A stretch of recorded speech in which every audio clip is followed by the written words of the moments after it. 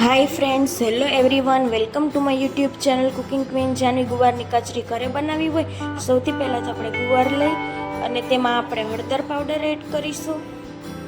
ત્યારબાદ સ્વાદ અનુસાર આપણે મીઠું એડ કરીશું. ત્યારબાદ છાશ એડ કરીશું અથવા તમે દહીં પણ એડ કરી શકો છો.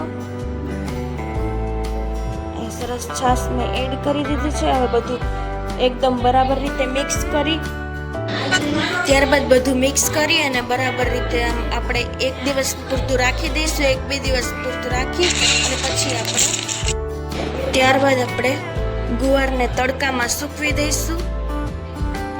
એકદમ સરસ સુકાઈ જાય તે રીતે આપણે છૂટો છૂટો પાથરી દઈશું. એકદમ સરસ સુકાઈ જાય ત્યાં સુધી આપણે સુકાવા દેવાનો. 2-3 દિવસ રાખવું પડે તો પણ વાંધો નહીં. ત્યારબાદ તડકામાં સરસ સુકાઈ જાય પછી કાચરી સરસ એકદમ તૈયાર થઈ જાય છે અને તમે તેને સ્ટોર પણ કરી શકો છો.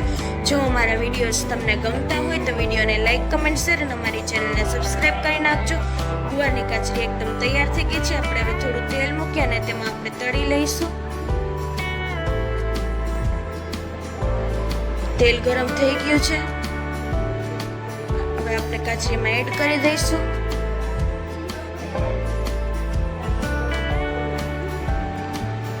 એકદમ સરસ ફૂટીને તૈયાર થઈ ગઈ છે. હવે આપણે તેને બહાર કાઢી લઈશું. એકદમ સરસ ગુવારની કાચરી તૈયાર. તો ઘરે એક વખત જરૂર ટ્રાય કરજો. તમે આને સ્ટોર પણ કરી શકો છો. આમાં આપણે મીઠું એડ કરવું હોય તો કરી શકીએ છીએ. એકદમ સરસ કડક કાચરી તૈયાર થઈ જાય છે. બધી વસ્તુનું ધ્યાન રાખી અને આપણે ઘરે બનાવી શકીએ છીએ. એક વખત ઘરે જરૂર ટ્રાય કરજો. વિડીયો જોવા માટે થેન્ક યુ સો મચ.